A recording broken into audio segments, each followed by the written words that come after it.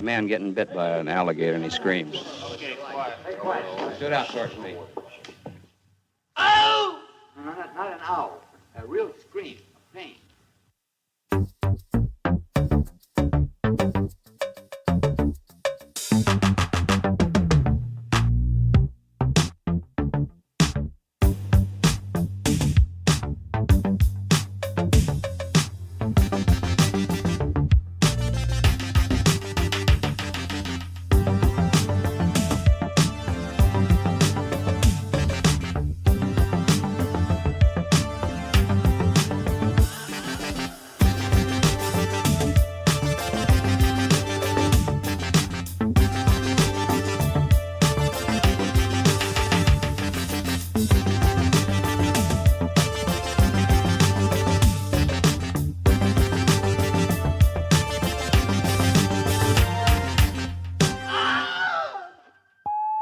I know, right? Yeah. We are basically the same person, so whatever. Which is weird. Which is yeah, weird. I mean, what are you gonna do? Yeah, I mean, it's fine, right? I think at a certain point, I think at a certain point you just embrace it and just say, hey, here's where we're gonna be. Yep. I mean, I think you do have more gray in your beard than I do. Oh, of course, but not by much. Absolutely. Not by much. I think I like that you're sporting the cold weather fit for today's record. It's cold. Just to let people know out there that it's gotten, we finally hit it. Jesus, we finally hit September type weather here. I was gonna say like non-summer weather, right? When it drops to 50, and we're all like, "Oh my God, it's so cold! I forget how to drive in the cold." See, I grew up in Amarillo though, so it got cold there. It was we had snow most years actually. I don't think Amarillo is a real place, except in a George Strait song. Mm-hmm. George Strait, who was honored at the Kennedy Center last night. I mean, was it last night? That is truly the highest honor that one can get, and I'm kind of keeping my fingers crossed that maybe you and I can hit it next year. Yeah, right. I mean, before your boy DJ T has to leave office, right? Right. Yeah, we got to get there. We got to be enshrined with Kiss and Sly Stallone. And look, nothing against Kiss, but I mean, Anyway, I'm sure that's the only way we're going to be able to get to meet Kid Rock. He's turned down all of our offers to come on the podcast so far. So all of the zero offers, right? that we have reached out. Ba with a bod. Bang the bang scream. Boogie. Yeah. Okay. Should we talk? I mean, constant. That's the epitome of write good music, right? That is. It's either that or the duet he did with Sheryl Crow, right? So, but regardless, yes, I think I think Kid Rock is the apotheosis of great American popular music. When all things end, and the books Kid Rock will remain. Well, no, I'm saying when all things end and the books are opened and we look at who the number one thing was at each section, I think Kid Rock is going to stand atop of all musicians that ever put a microphone to mouth. He will be in that Mount Rushmore, right? And Ba with a Ba is going to be the song that takes us out forever. It'll be the end of us. As we'll get to, right? When the great plastic sphere is punctured over this world, Kid Rock's music will play us out into the afterworld. It's only fitting, right? It is only fitting. Oh, yeah. Okay. Anyways, welcome back, Screamers, to another episode full of our psychosexual hallucinations. On today's show, we take a look at one of the solo-Safdie films, The Smashing Machine, the latest from Yorgos Lanthimos, Bugonia, and another early alt, the perhaps forgotten film, Images. It has to be, right? It's one of those it is, but because if you look at the ones that it's compared to and how those are received Like it's just bonkers. Yeah. I say that a lot, but it really is. Like I think it was so mishandled when it was released that like, and it, it just had to be kind of a reoccurring theme with Altman of like, why aren't you like? I think so. But we will get into that. We will get into that, Jason. But before we get into that, you had a couple of other things that you wanted to get into. Yeah, what were they? I know that Netflix was. Okay. You wanted to talk about like Tarantino and Netflix. So where do you want to start? What is the Wilhelm news you can use? This just in. Netflix is going to buy Warner Brothers. Kind of a dick, yeah. For 80.2 million, billion, jillion, gazillion, all the money in the world. So I think it's 72 billion is the figure that's been mooted. And there's also, and this is interesting, I believe there's a $5 billion penalty fee if they don't go through with it, which I don't think they're going to go through with it. I don't think they're going to either. And I think that this is all kind of a ploy to make sure Paramount doesn't get it. I think that was the entire key. I think that was the reason they put a bid on it. I think that's the reason they knew that they did like $5 billion to them is just another nothing, shitty right? Zack Snyder movies. Like, right. So they can stop making Zack Snyder movies. Cool. Well, I think there's also another reason that they did this, right? I mean, I think you're right. One, it's to kind of like throw off the Paramount thing, but also Warner Brothers, HBO Max, et cetera. They are Netflix's third like competitor, right, in the streaming wars. So it's Netflix, it's Amazon, and then it's Warner. So if Netflix can tie up Warner for a year with red tape and bureaucratic bullshit, right, with this merger that's never going to go through, it can really hurt them as a competitor, right? If you have something in production or in the works, it's going to be a lot harder to get greenlit from Warner Brothers at that point, right? And so, one would think, right? Yeah. And $5 billion to Netflix at that point to really hurt a competitor after a year is nothing, right? Which is how fucked up is that we're saying those words. Right. Rather than put out actual quality content, right? Rather than actually, do the American dream thing and compete, we just, what we really do is we just tear people down and we prevent them from doing a good job, which has always been the American dream. Right? I was going to say, that's the real American dream. Is to fuck over the guy ahead of you, right? Yeah. Yeah. I mean, the American dream is not competition, it's monopoly. Right. But I will say this though, I know that we have kind of been the harbinger of doom in regards to like everything, I guess. It's pretty much everything. Yeah. Right. Yeah. But if this does go through, I think you should just, as movie loving people, should just dive back into back catalogs and do what you can to pirate and do what you can to gather physical media hordes, and make sure that you keep your belts cleaned on your VCRs I was a little confused of where we're going with belts at that point. Your lasers sharpened for your DVD player, right, yeah, and make sure things don't get scratched and don't loan those discs out to anybody because the theater will literally, it'll be gone. Within like 10 years, it'll be gone because they'll kill it. I mean, they want to do it anyway. Yeah. But there's a reason that Netflix doesn't put anything out on physical media. If you watch Stranger Things, and again, we'll just use that as their kind of tentpole at the moment. If you watch Stranger Things on a DVD, that means you're not logging into or Blu-ray, whatever. It means you're not logging into their system. It means you don't have to log into their system. And that's the only way they keep making money. And it's kind of sad. Like it feels almost like a weird betrayal because and this is 30 years ago, right? But like Netflix was the kind of savior of like independent and art house and obscure cinema.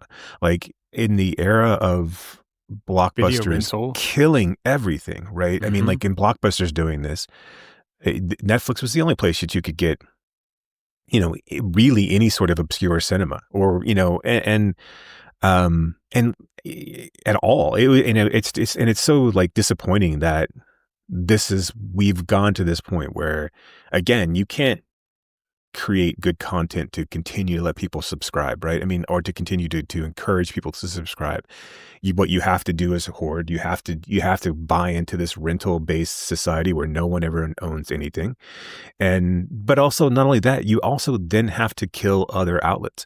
Like there's plenty of space, and there's plenty of space for theaters and for streaming services to live, coexist. But you're actively killing that because you want those things to be released on your streaming service and immediately or close to immediately, and you have no interest in quality content. The art was completely dead. Like, and I'm not saying that everything that Netflix does is unartistic, because I mean they do hire people that have artistic intent and they do fund, but. And again, art is subjective as well. So, I mean, I'm sure there are people that like Rebel Moon. I don't know who they are, but I'm sure there's people out there outside of Zack Snyder's immediate family and people who worked on the film that like that movie or set of movies. I was going to say there were 2 of them, weren't there? But or technically 4 if you consider the director's cuts. But there's no. All you need to do is to generate pseudo excitement for the 3 days or 5 days of after its release, so people will log in, right, and to keep their subscription going. And it doesn't matter if it's good or not. It doesn't matter how many horrible Adam Sandler films you churn out. Even and even in the ones you do, you're going to dumb down the content because you don't really care if people are watching. You just care that people are running that data through. So if they're on their phones while something's streaming in the background, you win. I don't care. They're not streaming something else, right? And so, I mean, this is as much as we've like kind of feared the shrinking release window. I think this is much, much worse. I mean, and I think because it just speaks to what we've been complaining about Netflix's output forever. Because it doesn't matter. And you're just going to get more War of the Worlds, right? You're going to get more. That was Amazon, to be fair. No. That's what I'm saying, though. I mean, like, again, as we go to all streaming, right? I know. And there's no, like, you can take a look at and again, you can say, well, whatever you want to say about the Duffer Brothers or Stranger Things. And again, I haven't watched the first part of the season because it's not really my thing, but like, there's discourse about how it sucks now, and like, and you were going to get that anyway, right? I mean, but there's going to be there are no stakes, right? There's no stakes for Spike Lee to make something good in Highest and Lowest. There's no stakes for Scorsese to make anything good in Killers of the Flower Moon. There's no stakes for. I mean, like, we can crap all over Coppola for doing Megalopolis, but hell, man, at least he put $120 million of his own money behind it, right? I mean, at least he took a shot. Yeah, it was garbage, but at least he really it was a swing, cared, right? And was passionate about it, and like, it didn't feel like. I mean, as much as like, yeah, I didn't like it. Right, good for him for doing what he wanted to do, right? For putting that effort and that kind of love into that story. Because you had to. I mean, like, and that's the thing, is like having it only screen in theaters, right? And only be and having it be a weird theatrical experience, which on paper I think we probably made fun of, not on paper, but on podcasts we made fun of. But like, honestly, I think it's kind of I mean, it's like, it's weird for me to sit here and defend it, but like, I think it's kind of fun. I mean, like, at least it like gives people a reason to go. I think it could have been right. I mean, like, I think that's the thing. I mean, to give Coppola his due here. I mean, sure, I didn't like the film. I didn't think it was good, but good at all. But he took a swing, and on paper, I was really interested, right? I wanted it to be good, right? I wanted it to be something that it wasn't. And so that like weird theatrical experience of somebody coming out, right? Or that moment when the sort of screen shrinks, right? It was an interesting concept. I mean, so yeah.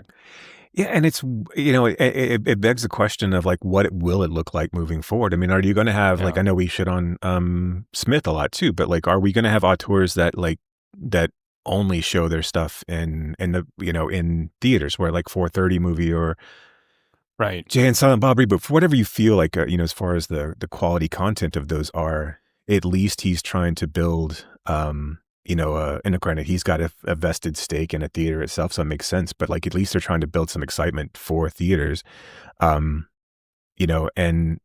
it's weird to think that, again, if this happens and this moves from 1 to 2, there's no reason for anybody to put any movies at all into theaters. At a certain point, we all just become streaming services, and and again, we'll go to movies because we want to have some sort of weird communal experience. Right. Not weird, I guess. Not weird is what I'm trying to. But I mean, like for Wicked, you'd go for a sing along where you'd all go for the people that always love this movie, but it would already be established. You go for a sing along, or like something.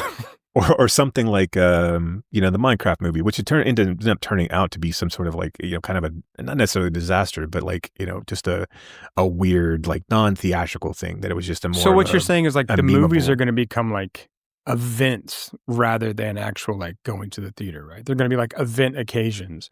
Yeah, and I think these special kind of things, right? And not just on a regular basis. And not to crap on a cinema here in town, but I mean, it'll become something like the Rooftop Cinema Club, right? I mean, like you'll go see Love Actually at, not necessarily, we're not Rooftop Cinema Club, but I mean, you know what I'm saying? Like Rooftop Cinema, where you go to see Love Actually, you pay $20 to go see Love Actually in some sort of thing, or you'll go to Cosm and see some sort of interactive, something you've seen a million times, but they're going to present it in a slightly different way. And it's almost going to become like spherified. Right. Yeah, and so some sort of like 3D remaster, or some sort of whatever, or they're going to show all 3, Lord of the Rings or all 20 Marvel movies at the same time. I mean, and then I think you'll have it's like a master cut of all of them, just like. Right.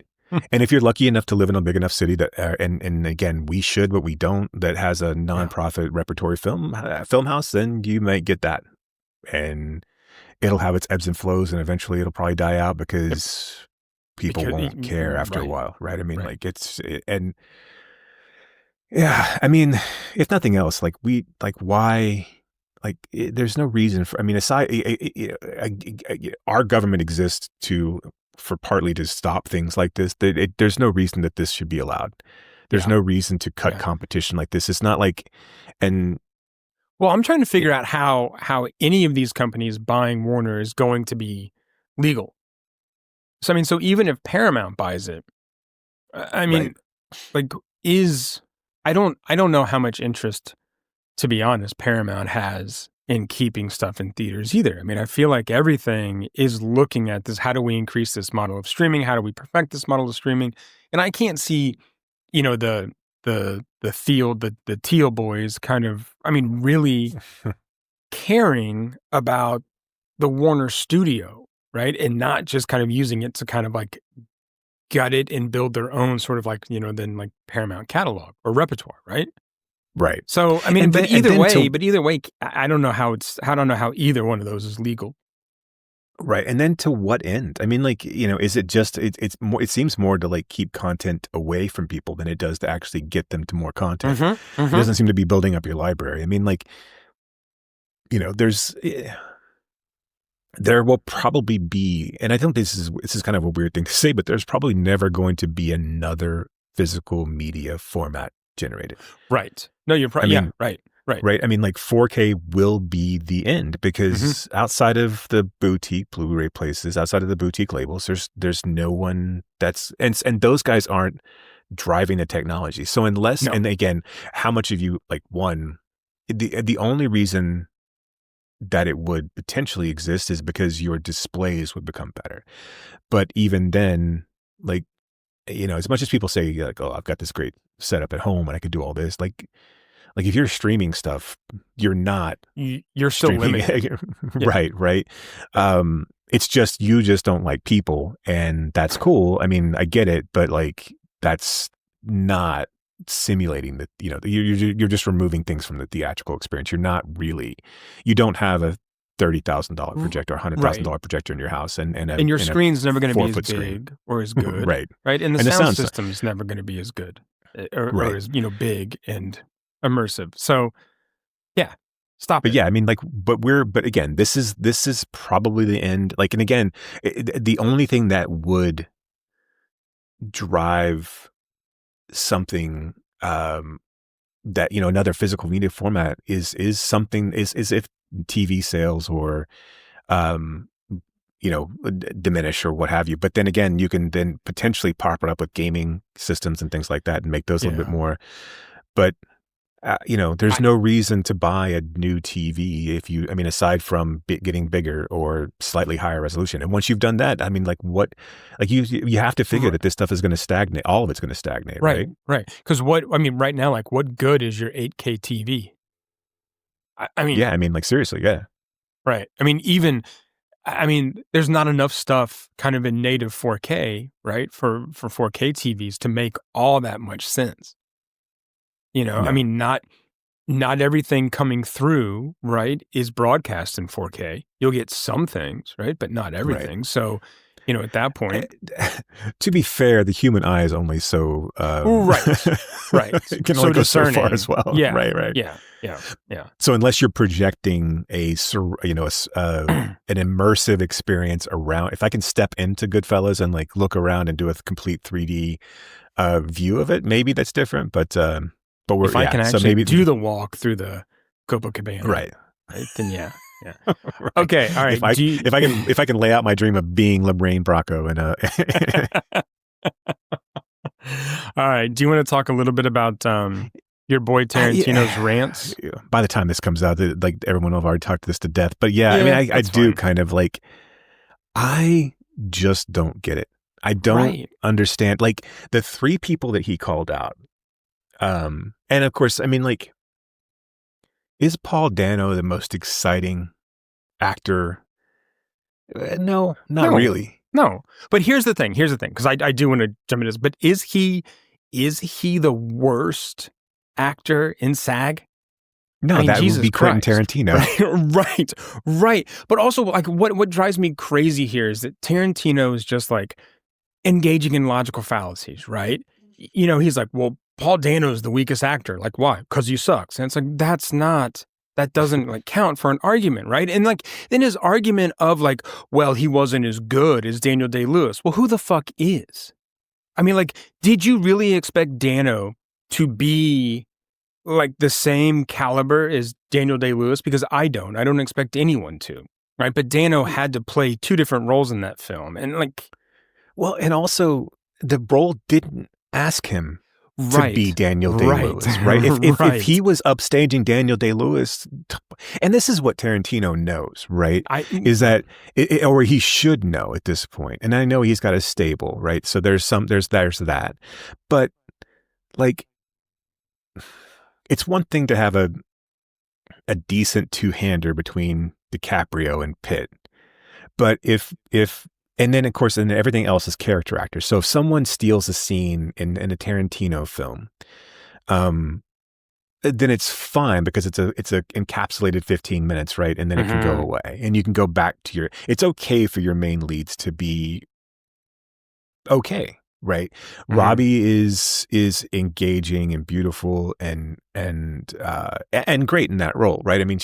She brings everything that she needs to bring to that role, but those three don't cross much at all, right? There's a little bit at the end, and that's basically it. So it's basic, and a lot of the interplay between, Cliff Booth and DiCaprio's character it's just them being pals. So again, There Will Be Blood is Daniel Day-Lewis's movie. Yes. Yeah. If you're allowing Dano to upstage Daniel Day-Lewis, you're allowing Dano to upstage your movie. Yep. And I don't, it's crazy. Not crazy, whatever. It's just a silly take, and I think it seems like it's just two assholes on a podcast. I'm sorry, not to put too much of a point on it here, but it feels it's like Ellis and Tarantino those are like, that seems like the worst room I would never want to be in. Yeah. I would never want to be a part of that conversation. But, but yeah, I mean, like, it's one thing to not like somebody. Like, I mean, I think, and I give everyone a grace of like, you have at least one, you can only have one, but you can have one actor that you inexplicably despise for no, and you don't have to justify it. Right. But then the other, and so it's fine. He doesn't like Dano, and something about Dano rubs him the wrong way. Okay. But then like, why you have so many other Paul Thomas Anderson films that are almost as good as There Will Be Blood that you could have chosen one of those or not to choose one at all. It feels like Boogie Nights would have been way up more of his alley, or Magnolia in the sense of like being kind of the sprawling Altman-esque intertwining stories that is a little bit more in his wheelhouse, from a Pulp Fiction perspective, or just choose The Master and be done with it, which is, I mean, arguably, as powerful. It's just not as it's a little bit more. It's a little harder to. It's not as accessible, is it? I mean, it's not. It's not as accessible as There Will Be Blood.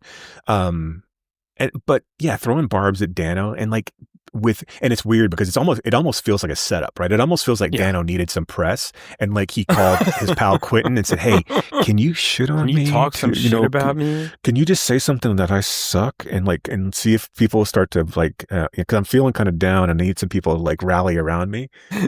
Yeah, hey, I'm just in kind of a blue mood, man. Could you?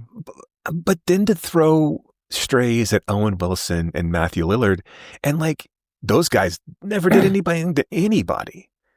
I don't understand. I really don't understand. And then like he kind of like weirdly negates his own Owen Wilson talk. Like it's for someone who at an actor level never really deserved to be in the roles that he was in outside of his own films. And again, fine, whatever. You want to be M. Night Shyamalan and put yourself into your own movies, that's great, and ruin and take everyone out of your own films, cool, do that.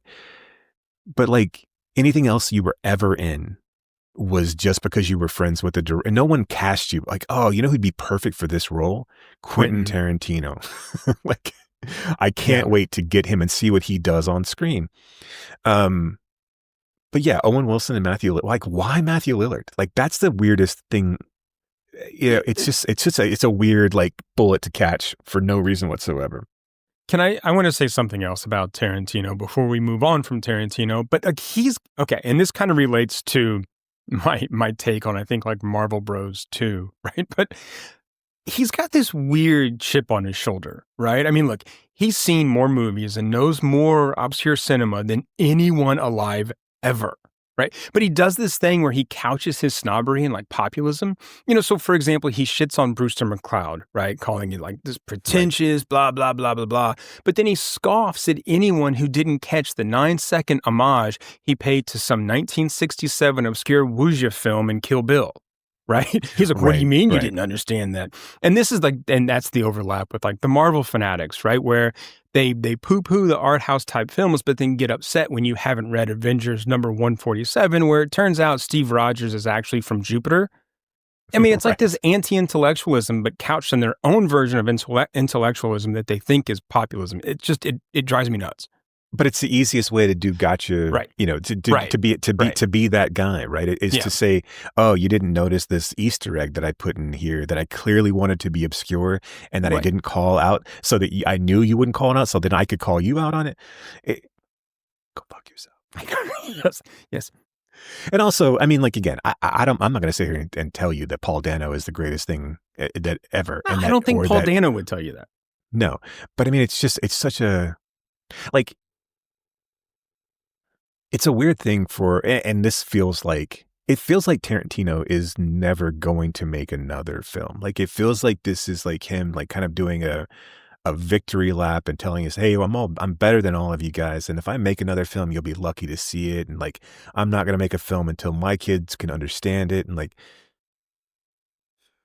I know. Like, seriously, like, I mean, like, your pretense is, like, now it's annoying, right? When it was early and you were an upstart who was trying to get a seat at the table, but then it always becomes like this. It's the same thing with like someone like, it's a completely different thing. in regards to how it turned out. But like someone like Harry Knowles, right? Mhm. Where like he was this kind of underdog and who could like kind of shake the system up, and then ultimately turned out he was a bag of shit. Like, but and like he was a grifter and just like anybody else. Like it's, you know, it's disappointing to think that like, and that's the one thing about like with you know Smith, right? I mean, he has integrity. You know, we may not like his films. We may not like all of his films at least, but like at least he's out there as a kind of a man of the people kind of, and he could have easily become that guy. He could have, I mean, like, and granted, of course, he gets punched in the mouth with Mallrats. So it's one thing, like he got a very early, you know, if Mallrats is Pulp Fiction, maybe Smith does become that. Maybe Smith becomes insufferable. Yeah. But you know, I just watched that not too long ago. Rewatched that not too long ago. Mallrats or Pulp Fiction? Mallrats. Yeah. It's wildly watchable. I mean, it's know. like it really is. And like Lee is great. You know, look, you know why I don't put it up there as much is because of Jason London. He's like the worst actor in SAG, and so like he's weak. Like he doesn't hold a candle to Jason Lee. It's supposed to be a two-hander, but it's not. You know why? Well, I think, you know, London has, this is the problem that I think Smith had was, and this is why I think he went back to his stable as much as he did, is he had a hard time getting people to like be able to deliver his dialogue the way that he wanted it to deliver it. And I don't think I like London. I mean, I don't think London's a bad actor. I mean, I don't think he's a great actor. And I think he was in Carrie too. He's on the wrong wavelength for this film. Right. Right. Yeah. And he's not terrible in this to be at all. He just can't hold a candle to Lee. I mean, and like Lee's a phenomenon in that film. Yeah. But yeah, no, it's fun. It's silly in all the right ways. It needs to be silly. And it's got Michael Rooker. And I mean, like, look, I mean, that guy comes in and he does some of the weirdest roles. Right? And Claire Forlani. They tried to keep the Forlani thing going. God, so. Yeah, I know. Yeah. Okay. Anyway, let's talk some movies. Let's right? talk. So now where do you want to start? Do you want to start with the Smashing Machine and get it out of the way? Let's get it. If we're talking about things we don't like so far, let's just start with the Smashing Machine. Okay, the Smashing Machine. Probably looking at my eyes. How did that happen? Well, have you ever heard of the Ultimate Fighting Championship, the UFC? That's the bloody thing they're trying to ban. This guy is the best he has ever seen. Do you hate each other when you fight? Absolutely not. How do you know Mark Kirk? Oh, we go way back. But he's a buddy of mine. Come on, baby. Too much? Never. Too much? No. Please welcome in his Octagon debut, Mark Kirk! Winning is the best feeling there is. It's 40,000 people, and they're cheering you on. There's no other high like it in the world. No contract, no money? No money. Do you have any stronger pain medication? Advil? Advil? Yeah. Don, would you like? No. They're handing them out like candy. Let's all get in. Everybody get in. Hey, Don, can you take this picture for us? Yeah. What are you thinking at the beginning of the fight? It's simple. Am I going to hurt him before he hurts me? Yes, there were I'm sure This Grand Prix to crown the greatest fighter in the world. He has come back from the brink.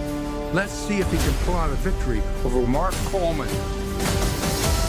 Have you spoken to either about fighting such a good friend for a life-changing amount of money? I faced it all. I just need you to let me in. I took the bull. Always about you. Only about fighting you. Let's fucking go.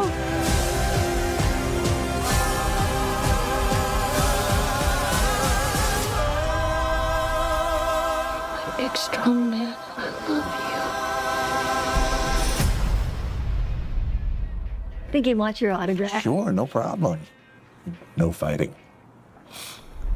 The story of mixed martial arts and UFC champion Mark Kerr. So here's the thing. I do not understand how you take the story of someone who does violence for a living, battles addiction, and has relationship issues, and then you make it boring. Even the scenes where there are supposed to be stakes, there's like no stakes.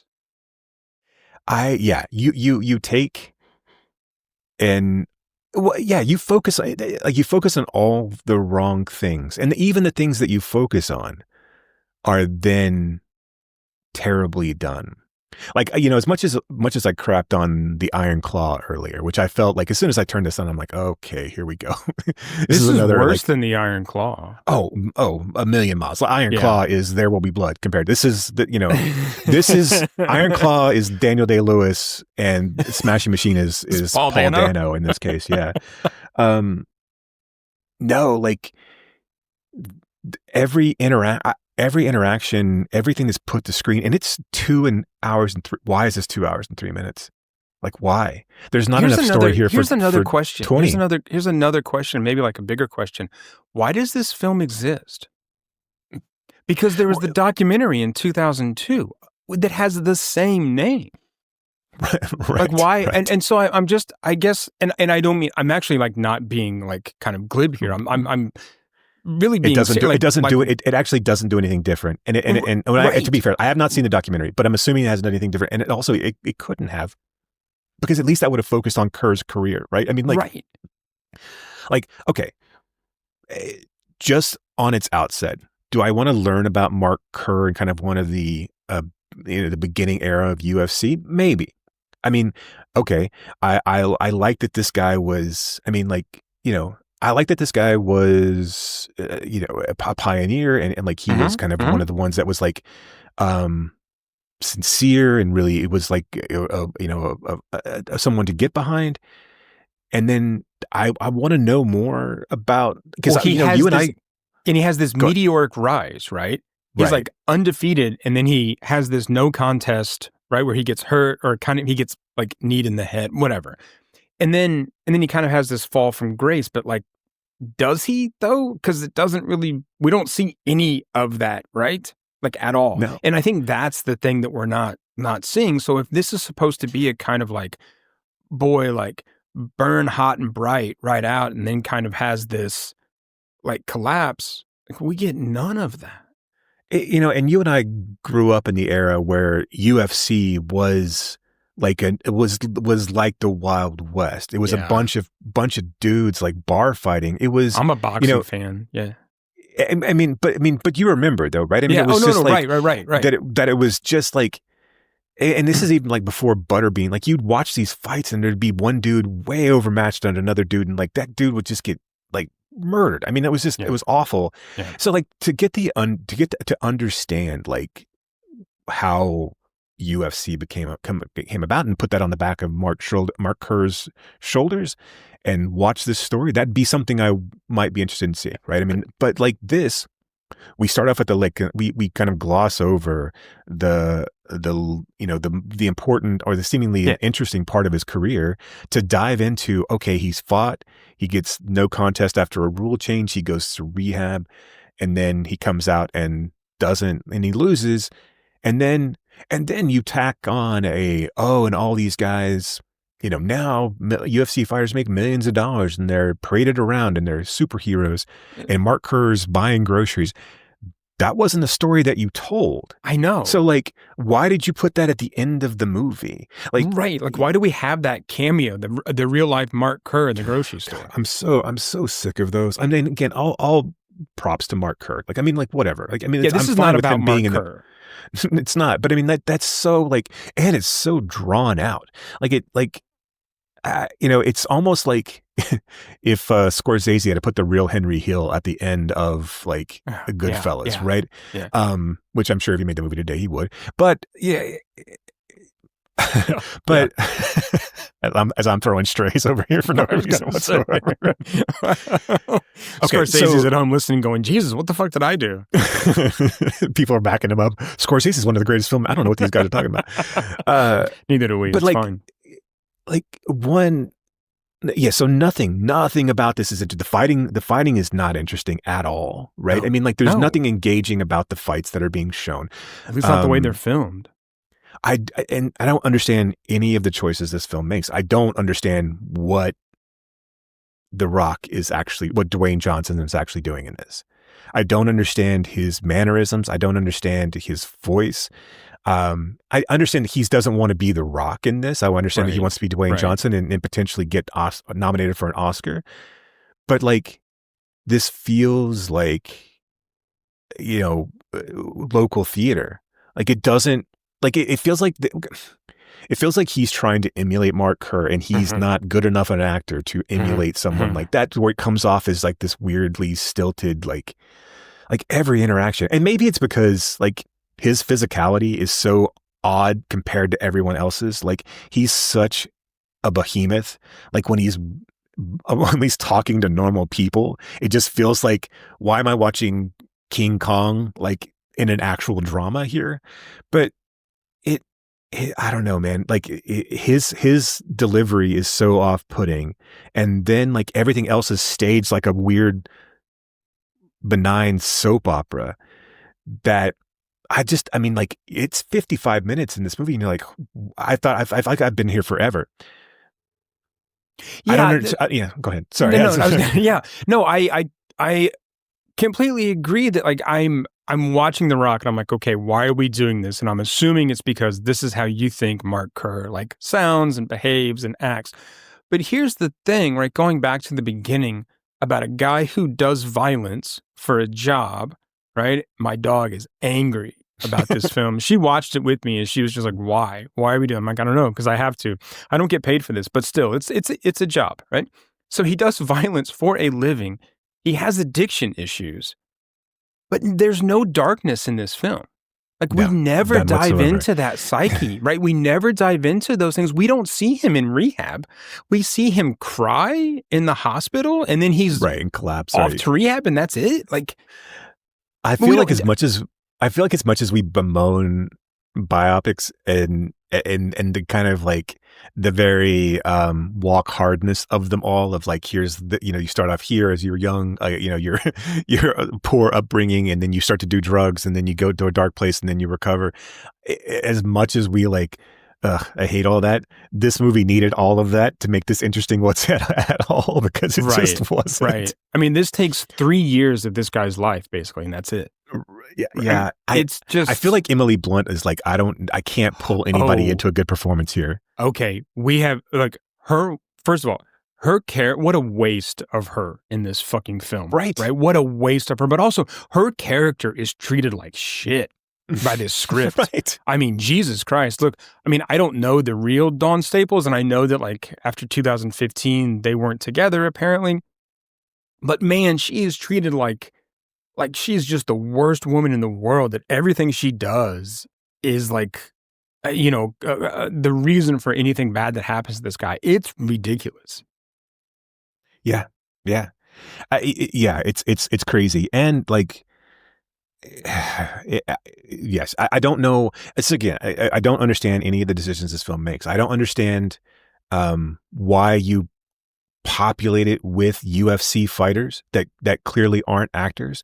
I mean, like, God bless Ryan Bader, but he's to The Rock's Daniel Day-Lewis, he is Paul Dano.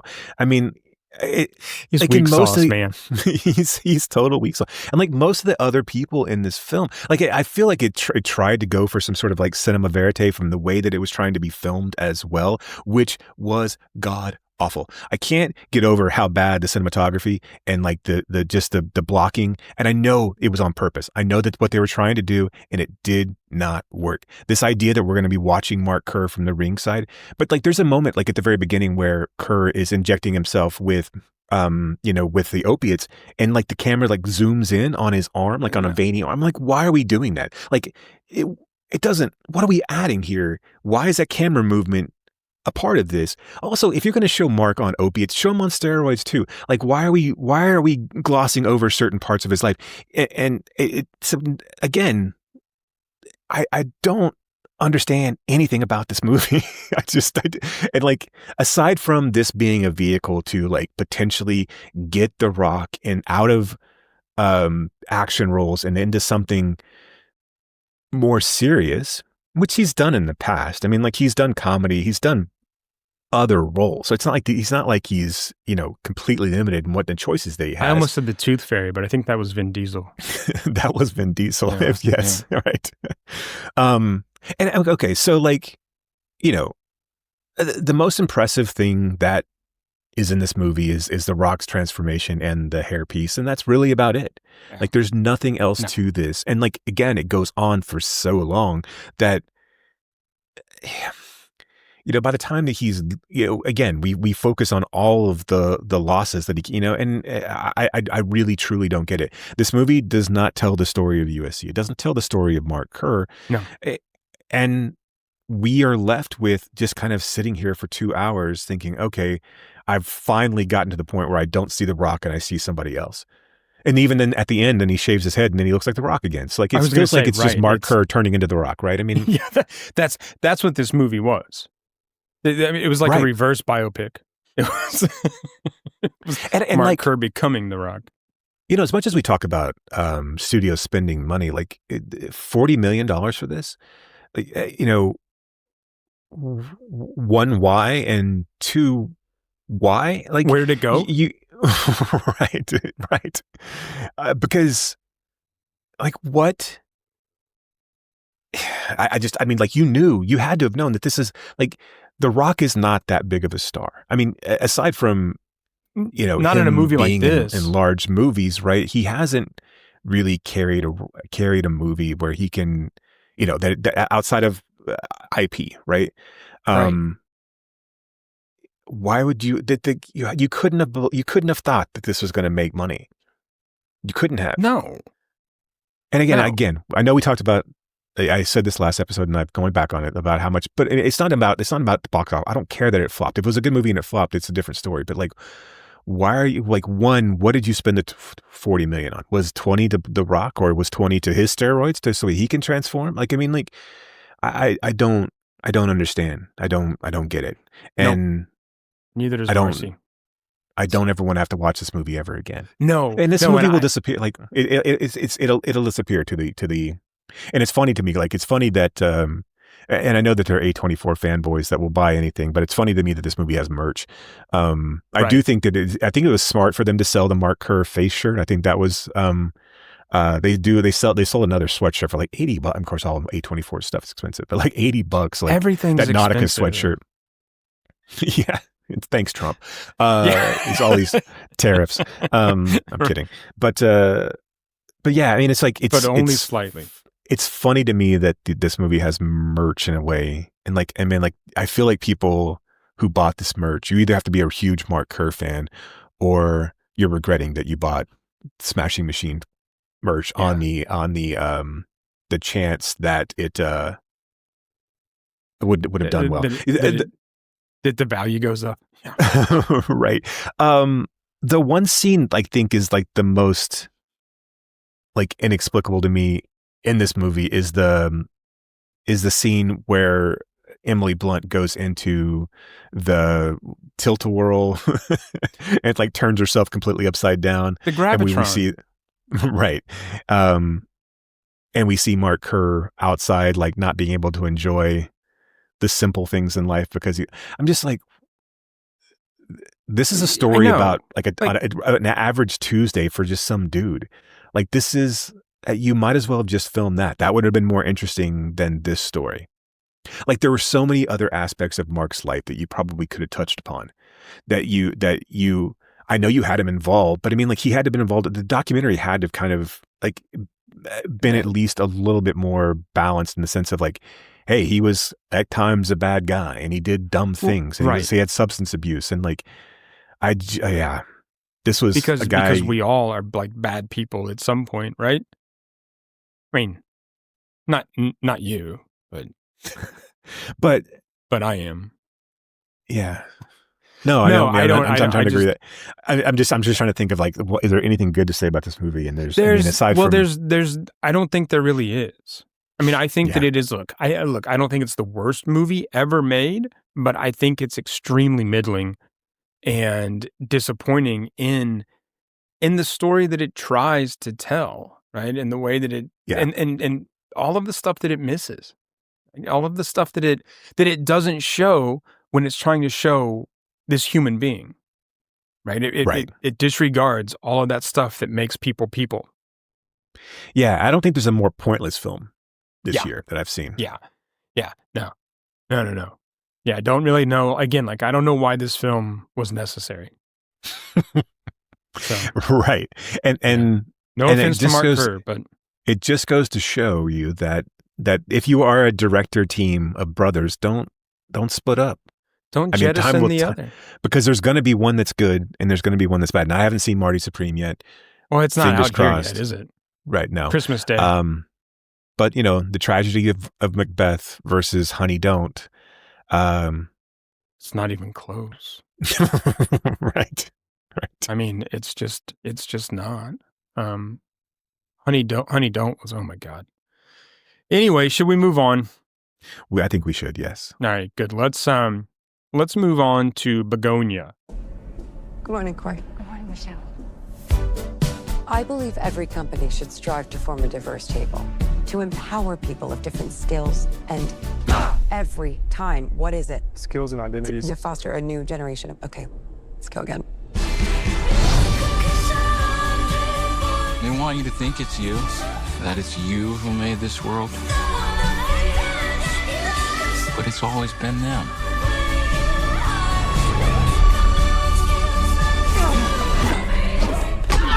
All we've lost, all that's been done to us, we're setting that right again. Greetings. Welcome to the headquarters of the human resistance. Where's my hair? Your hair has been destroyed to prevent you from contacting your ship. What ship? Your mothership? Okay. In the next 48 hours, the police and the FBI will begin a statewide manhunt. I'm a high-profile female corporate executive. I am crucial. In all humility, I can say that. Think of it like you abducted the governor, but worse. There is no possible scenario where you benefit from this incident. That was really good. My pulse is racing right now.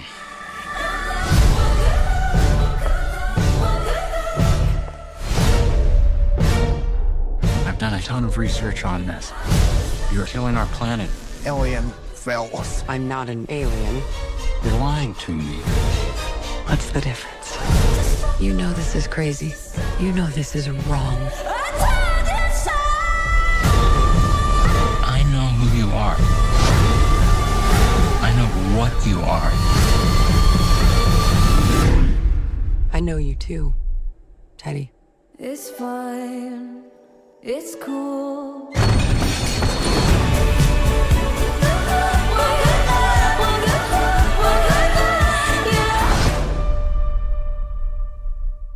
Two conspiracy-obsessed young men kidnap the high-powered CEO of a major company, convinced that she is an alien intent on destroying planet Earth. I really like this title, right? This idea of like new life coming from rot, right? Something beautiful and harmonious, right? Rising up from a corpse of some kind, right? And I mean, it kind of raises the question of like, what are we doing to each other, right? What are we doing to the places we live and sort of the resources we have? I thought it was, really clever title. I really, really dug this. And like, if we live in a world where, Yorgos and Emma and Jesse make a film every single year, I'm down for it. Even if there's bad ones in there or, not great ones, I'm in for them doing whatever they want to do for the rest of time because, like it's funny because I was thinking about this like in terms of Altman, like this feels like an Altman run from Yorgos in this case. Like this feels like, I don't know if, podcasters in the future will be talking about Yorgos's, 90 or like his 2020s run. Probably will. But they probably will, because I don't feel like he has, even his misses are still pretty great. And I don't think there's really any misses. I just think there's I was going to say, like, which ones are his lesser films? I mean, it feels like Kinds of Kindness was somewhat of a less serious output from him, but like, but I mean, I think that would be the only one you could really kind of point to is like, okay, this one was more of a, I've got some extra film stock. Let's just make some movies after we made Poor Things. Like, right. I was going to say, and that, I mean, the sort of, lightness of that feels like just because of the form, really, right? Right. I want to think that Marcy is like translating this for other dogs that are listening. I talked to her, but she's not going to listen. She's just going to come on. Just going to keep on. Yeah. She's a good guard dog. Yeah, it sounds like it. Yeah. So I'm sorry. Yeah. No. But yeah, I mean, this idea that I think that he's in this stretch that is really, I think Aster is not clearly as prolific and a little less accessible. Although I do think we'll look back on this time and think how lucky we were to get this kind of output, consistently from these directors. Do you think Lanthimos is more accessible than Aster? Yeah, I mean, looking back at something like Dogtooth and Alps and I'm not saying every single film, but I think on a whole, especially lately, I think he's more accessible. Okay. Although I feel like this is a really kind of a perfect pairing with Eddington in my mind.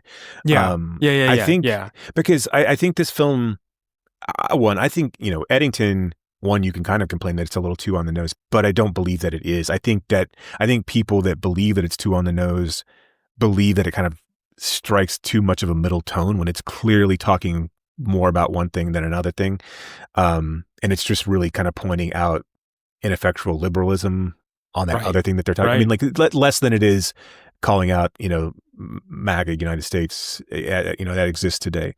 But so I think this film is an interesting, pairing with that as we get these ideas of like, men who are literal incels in this case, who are, internet obsessed and rabbit hole obsessed and then having it all, or at least a lot of it be true, I think is, or the parts that are inconsequential be true. I think one of the things that this film does that I think, it's so easy to kind of overlook because I think this film is so much fun to watch. I think this,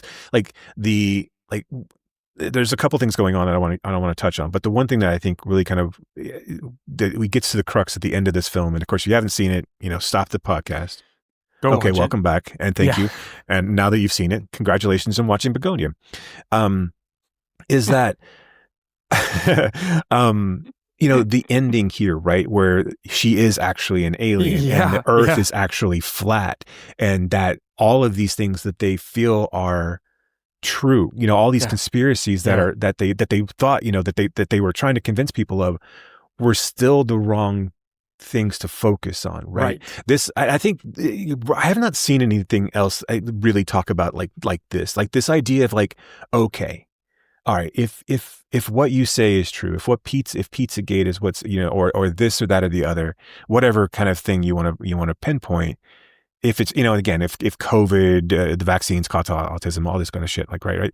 If it's true, what does, outside of some sort of like, you're smarter than everyone else and that I can kind of hold this over people's heads, what's the point of you having that knowledge? Right. And so I love this idea that, the Earth is flat, but you're missing the point is that we are not working together and humanity is doomed and that we're destroying the flatness, we're destroying the flat Earth anyway.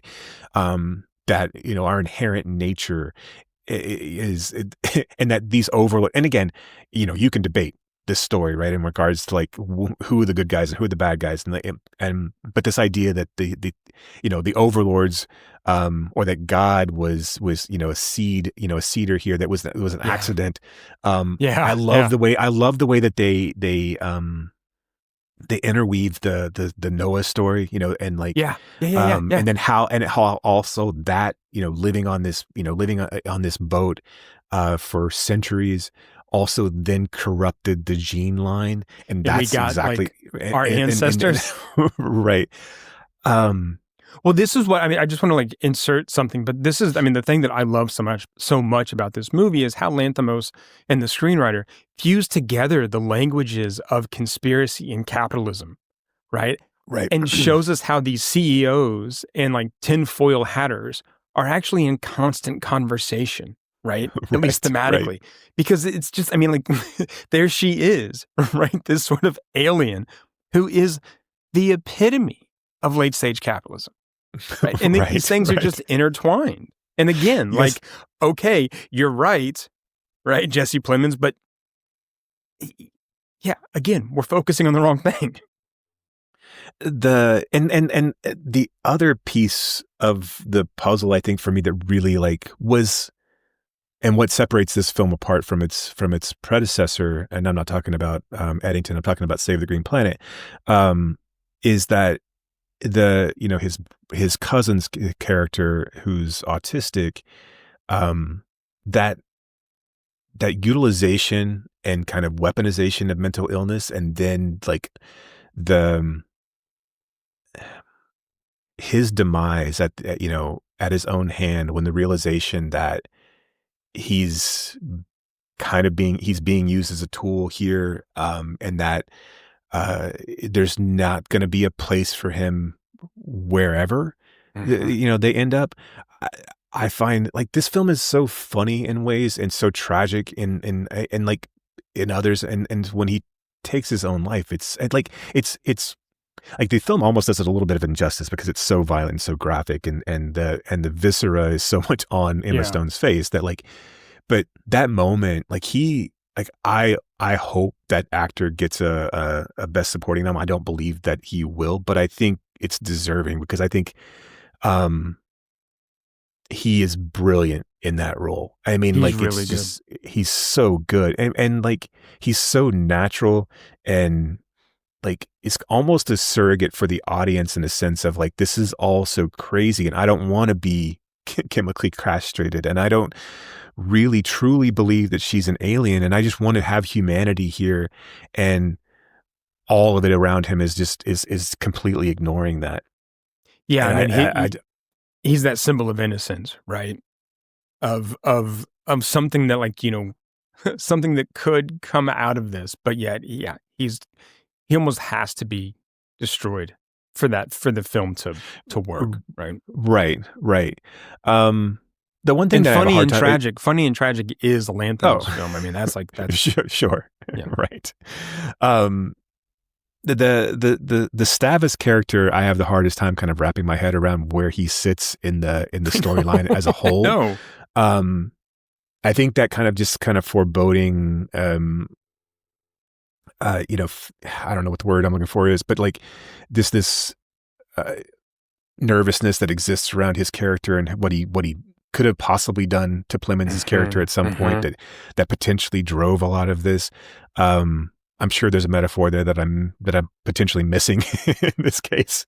Yeah, I mean, it does kind of feel like the one maybe weak spot in the film where. Well, and so have you seen Save the Green Planet? I haven't. So it was made in 2003, or at least it came out in 2003, right? And it is very much Oliver Stone directed Mountain Dew commercial, and I'm talking about U-Turn Oliver Stone, right?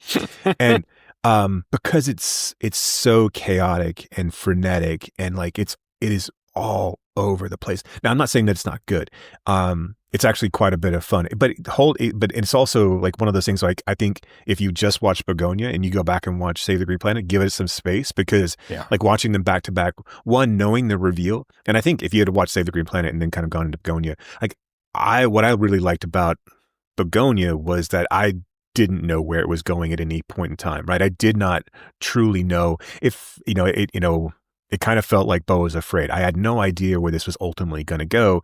And like, I didn't know if there was going to be some sort of like, big reveal, or if there was going to be some sort of like just end and like we don't ever find out. And that's kind of how I figured it was going to go.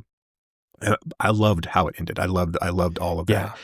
But having known that, I think would have taken away a lot from having known how Save the Green Planet had ended, because they end basically the same way. Now, they're a little bit different in the sense that Save the Green Planet, if you haven't seen Save the Green Planet, stop the podcast. Go watch. And welcome back.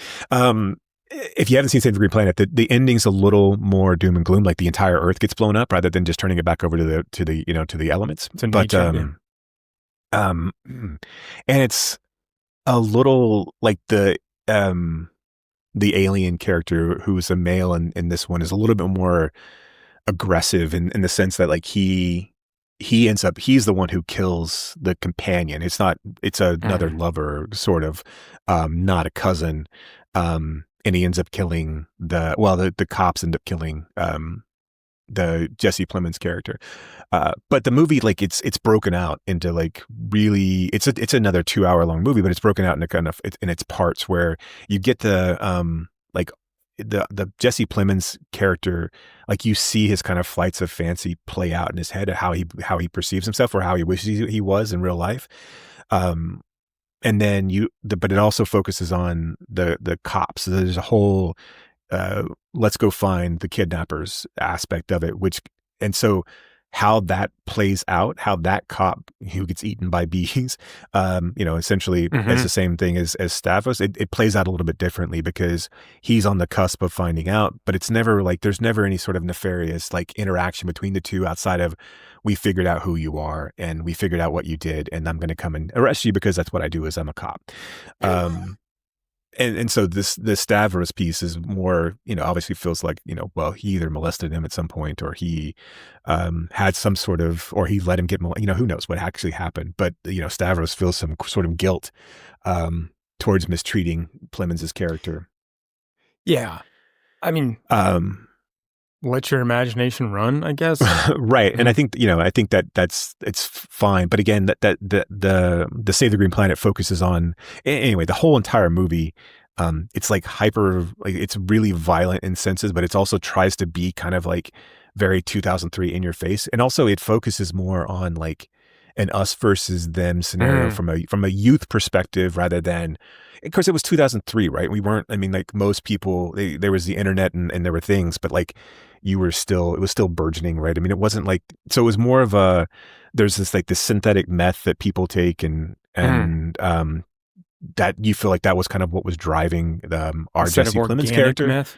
Right. Yes. Well, it was, I guess I should say pharmaceutical meth. So there was like a meth that people were being given to like, kind of like help placate them, in a sense. And so it was more of the youth culture not being understood and kind of being left behind rather than, a culture of young men who are conspiracy theorists based or obsessed, trying to make sense of a world that doesn't want to make sense of them. And is, right. This is just like, don't worry, darling. Right. So I will say that if you watch Save the Green Planet, it is jarring to see how different it is from this. And I think this is one of the ones that, like, if there needs to ever be remakes of movies, which is debatable, I think this is the perfect kind of remake to make, right? It's 22 years later, 23 years later. And it takes a completely different take, and it also modernizes it in a way that makes sense to the story, and has something to say, about, where we are as a society today. A planet, a species, which is not really a good place. How, for finding a muse, it's funny, not funny, I guess, but it's like, how lucky do you feel if you're Yorgos to have someone like Stone in your stable? And again, and as a person that is consistently understands your work, takes up your work. It's kind of amazing, right? To see her have been in all these different films of his. And like, this is going to sound like really stupid, but she's amazing, right? She's just like always good, but I think she really, talking about sort of like operating on the same wavelength, right? On the same vibe. she completely gets, I think, his weirdness and his absurdism, and is on that same wavelength for everything. And even like these have been wildly different roles and wildly different films, right? If you look at Poor Things, even her role in Kinds of Kindness, you know, to this, I mean, is this the most like traditional role she's played Kind of in his films? But I also feel like weird. this is right. I also feel like this is like there's no reason that she shouldn't be nominated and win every single year. Every time. I mean, like it really is so. I mean, like, and I guess you could argue leading versus supporting or what have you, but like every time she should be. I mean, this is Meryl Streep type, dominance category. Yeah. Like, yeah, it's crazy how good she is in this. Her, talked about like Dwayne Johnson's physicality, but hers is so amazing in this film. Yeah. Like she's such an embodiment, like where it almost feels like it is too much on the nose to like have her be an alien, because like she's got a perfectly round head, and like it's just like, and she's I mean, she's like so long too, right? And like the way that I don't know who did the makeup on this, but putting her in, where she's got blood all over her face or cream all over her face or she looks amazing this entire, and she knows, like, she plays this role to perfection. Oh yeah. Like all of the nuance, all of the ways to balance out the different, levels of this role to make the audience still feel like they're with her, that they're with this, millionaire CEO, but also like to understand where she's coming from, to kind of like to flip the switches when she goes through and sees all the research, right, and starts to become angry about him killing Andromedans. That switch is so good. And then like, like, and I know it's silly, right? I know this is what actors do, but to be able to like deliver and make it believable, like nonsense alien language up in the ship, to have her evoke the pathos in her eyes when she pops the bubble over Earth to kill everyone. I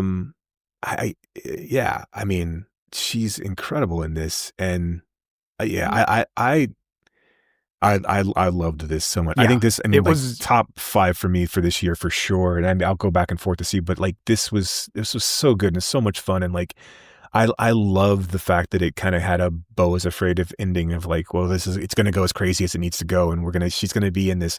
I love the fact that like, and this happened to Save the Green Planet too, but like, where, why didn't you contact me? Well, you couldn't get a hold of you because you didn't have your hair. I think all of that's so like funny and good. Like it's so good. I think the, the sequence when Plymouth's head gets blown off and hits her in the face and she like flies back, like just also like the things that he adds, that Yorgos adds, was like, the code being put into the calculator. Those moments of just like, it feels so natural and like unscripted, and almost in a sense that like, I think that's what makes these types of movies just so good. It's a 58-digit code. Could you just wait? I've got a memory thing. And also like the very Office space, like you said, this like late stage capitalism that's thrown in, this very Office space. It's 5:35. Feel free to go home. Unless you got work to do and you want to stay, but like feel free to go home. And like, that is some of the. I think some of the best stuff, like for me in this film, in the way that she delivers that. Where, can we maybe diversify the language a little bit? Right. And when she's giving this speech about diversity, and then, hey, we've got a new policy, right? No one stays after 5:30 unless, of course, you have work to do. We still want to be productive, right? Or if you want to keep working, which is totally fine, right? It's up to you, right? Right. I just love that. I mean, the way that, again, capitalism sort of forces us, or like encourages us to be martyrs. Right, for something that doesn't care about us at all. Right. Yeah. No. So I mean, this was so much fun. I thought this was really fantastic. I think everybody is good, and I think Plemons is another one where who would have thought, right? I mean, like coming out of Friday Night Lights, like which he was fine in that. Like, I mean, like, and I'm sure he was good. I haven't gone back to revisit Friday Night Lights in a long time. But like he feels like you almost feel like you almost kind of like dismiss that role in a sense because it feels like he's supposed to be a young actor in an unsure like role of like a kid who's kind of unsure of himself anyway. Acting against the great Adrian Pilecki. That's right.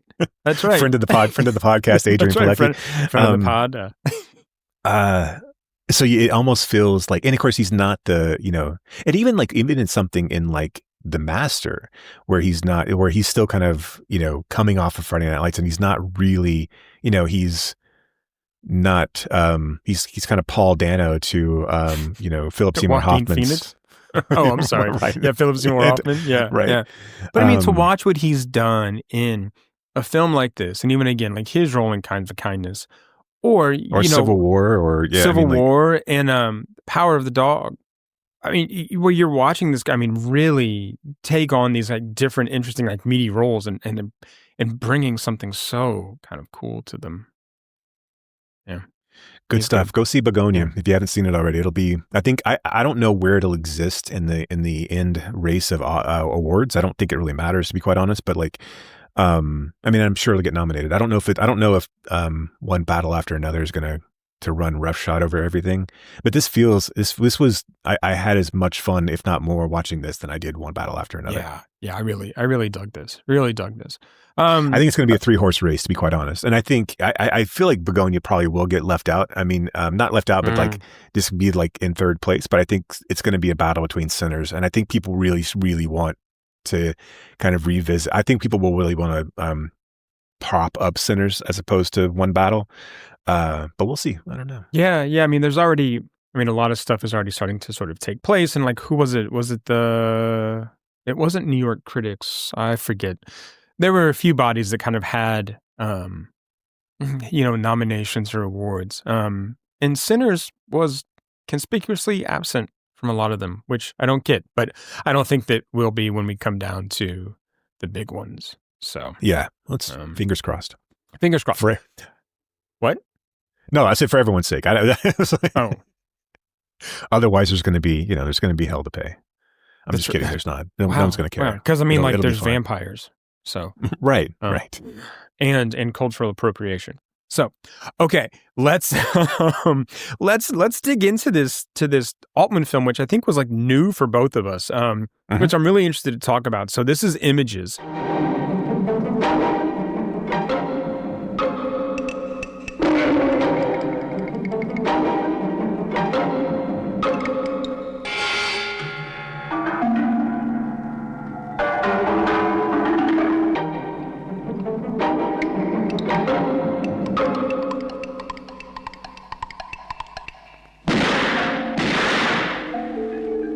Shot off the goddamn gun?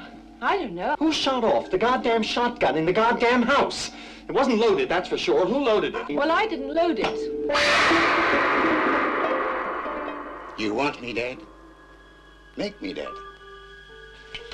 You're dead. Now just stay dead. Do I scare you? I am a ghost.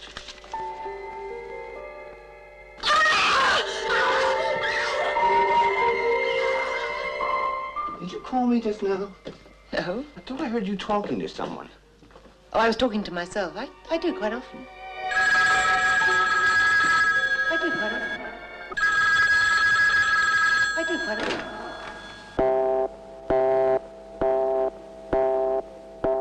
At this moment, old Hugh is with a girl.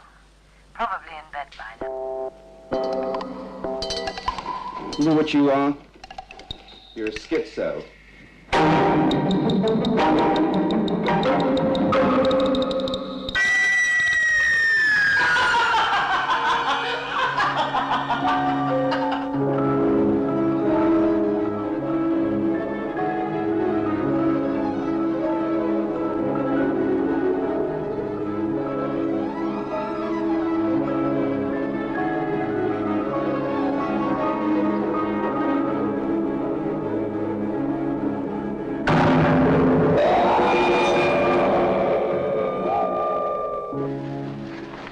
father's girlfriend.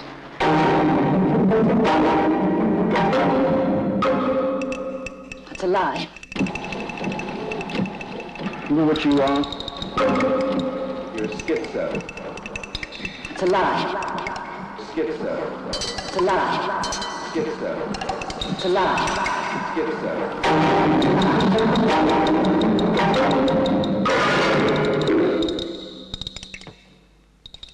I'm not going to be able to finish this puzzle. There's too many pieces missing. You should be there. I know where they are.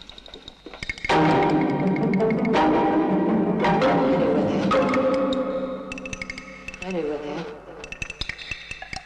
I know where they are. I know where they are. I know where they are.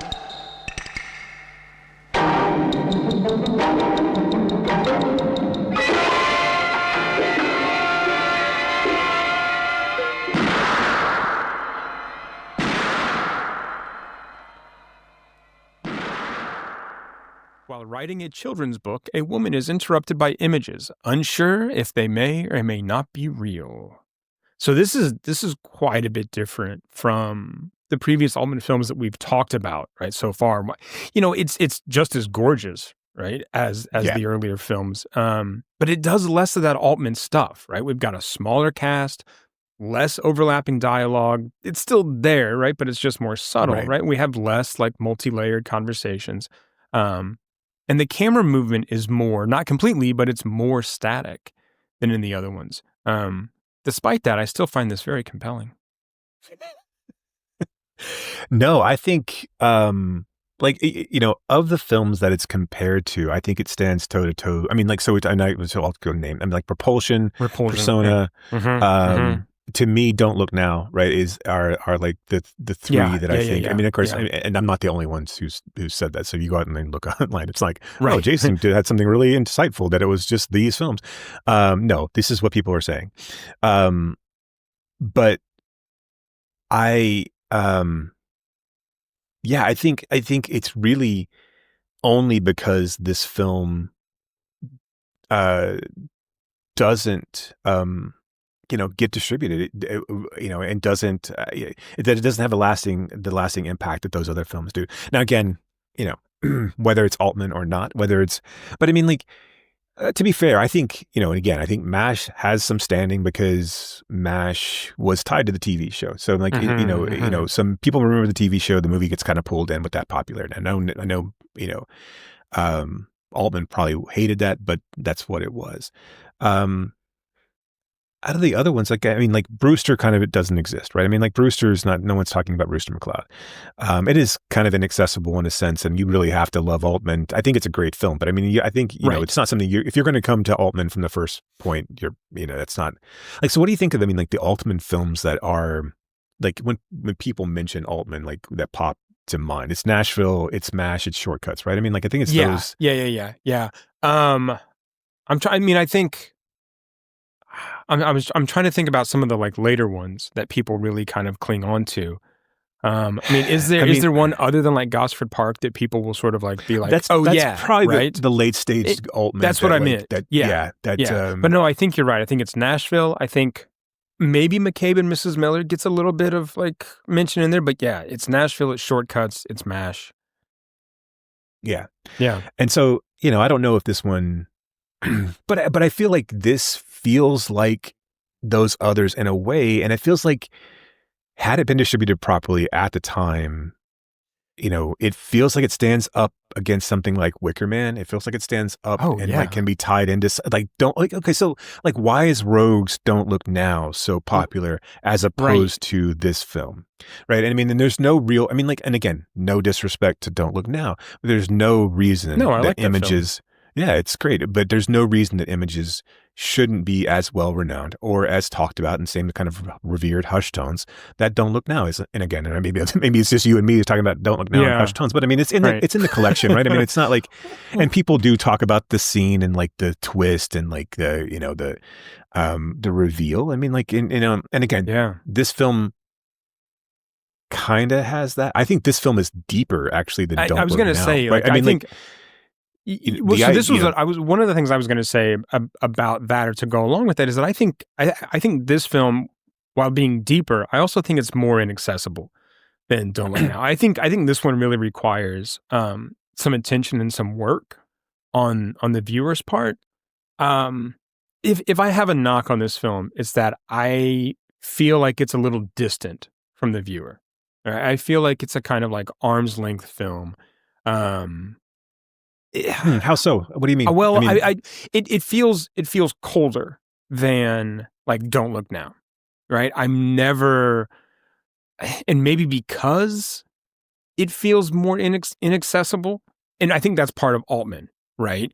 We've got the kind of children's book like mixed in here, right? We've got all the different visions and different versions of her, right? And like what she's seeing and how she's seeing it. And we notice like right away that the names are kind of like reversed, right? Or they're, inversions of each other. I mean, Don't Look Now doesn't have that. It's a fairly kind of, we understand the flashbacks, right? We understand the significance of the red raincoat and stuff like that, right? But I think this one is a little more, I think it's tougher to get into and feel like you're in the film, I guess is what I mean by like distant. Yeah, I think it's definitely more of a challenging film than Don't Look Now. But I do think this, one, if you go back to how this is all constructed, right? And this is an idea that like Altman had about 5 years prior, which would have been around the same time as Persona and Repulsion. And I forget exactly. Don't Look Now is a little earlier than this, right? Or it's not the same time. I can't remember exactly when I think it's right around the same time, actually. But have you watched any of the films of Joseph Losey or Losey? I have not watched a ton of his stuff, but I would recommend. There's one film of his that I would recommend. I'm going to get the exact name right. It's The Damned, but it also goes by another name. And They Were the Damned. These Are the Damned. Sorry, it's a 1962 British sci-fi horror film that is a knock you on your ass, like great watch. It is just so good. It's a Hammer production, so it's kind of cheesy in the way that Hammer productions were. But it's got such a gut punch of an ending. And so that's kind of who he was trying to make films like, trying to branch out and trying to make films like. So I would definitely recommend checking that one out. But this, I think so how this is constructed, he has this idea and then like he tries to get these actresses on board, and Catherine York, and she like turned him down. She's like, I don't like this script. And he's like, I don't like it either. I want you to come, like, I'm going to come out and we're going to work on this together. So they spent each night that they were filming, they would sit over dinner and plan out their filming for the next day. And I think that really truly informs this film more so than like, obviously it informs it, but I think that's what makes it so much different than MASH or Brewster or McCabe. And you can see a little bit of Beatty on, influence on McCabe. I think MASH and Brewster are Altman films through and through, right? I don't think that he had any sort of like ego or outside ego coming in and influencing it. But I think this one where he was willing to sit down, and Catherine York actually wrote that short story. Susanna York. Sorry. Her character's name is Catherine. Right? So that's why I'm getting it mixed up. Yeah. But so she wrote that story and gets writer's credit on it. But I think, this is a film that explores, a woman trying to find her place in a man's world. Yeah. She's dealing with the guilt of infidelity, and she's dealing with the paranoia of a lover potentially being unfaithful. She's dealing with expectations of who she was as a youth and who she thought she was going to be, and then potentially having to think about how the abuse of her youth led to abuse in her adult life. I think this is such a layered and like complex film that I just feel like you put this against any of those other films. They don't have the depth that this film does. No, not at all. And I want to go back and clarify that sort of my knock on it isn't really a knock, right? But I think maybe a reason why it doesn't get mentioned in those same kind of. Well, look, I think Persona is a pretty complex film, right? And so, like, but I don't think. And again, Don't Look Now was 1973, so it was like right around the same time as this. But I don't think Don't Look Now is nearly as complex as this. And I am surprised that, because I mean, I know that like they all work really closely on this, right? I mean, kind of each day's filming. I am surprised that it doesn't feel then more kind of, it's so weird because when I'm watching this, I should feel a level of intimacy and I don't. And I find that strange. that I want to feel like I'm like right there kind of like with her, but I don't. I feel very much kind of like a voyeur. But don't you think that's kind of like, don't you think that's the way that she feels as well? I think that she's kind of been separated from her own life in a sense of like, she clearly sees herself looking out, looking in, on the standing on the outside looking in, because we see that. And also, from multiple perspectives, right? Where she gets to the farmhouse and she's looking down upon herself entering the farmhouse. And when she's in the farmhouse, she's looking back up at herself on the hill. Right. Like these 2 points in her life where she could have taken different routes or gone different ways. When her husband leaves her to go off hunting, or when she's already there and she's kind of made a mess of her own life and can't get a handle on things. But shouldn't I feel that kind of anxiety from the mess? I mean, shouldn't my kind of psychic distance change throughout the film? Shouldn't I have moments where I feel close to her and then moments where I'm getting distant? I don't know. I think a lot of the answer is yes, Brock. Yes, you should. But I mean, because I'm with you, right? That like as we're looking out at these different moments and as we're kind of like gazing, right? As the camera is kind of gazing at her, looking, at a distance far off, right? We should feel distant and like we're sort of, gazing in, and like she's kind of gazing in on her own life. But then on these other moments where she is completely enmeshed in the hallucination, where she's not sure kind of like what's what, right? And everything becomes so interior. I kind of want to be in that kind of interiority as well. And I never quite feel like I get there. And I think part of it is because she never feels it either, right? I mean, like her whole entire life is broken up between a safe marriage with a milquetoast guy, right. An affair because she wants a child, and then an abusive relationship because she was abused as a child herself. And she doesn't feel any connection or any sort of like fondness towards herself at all, but nor does she feel it at any stage, right? She doesn't feel it towards herself as a child.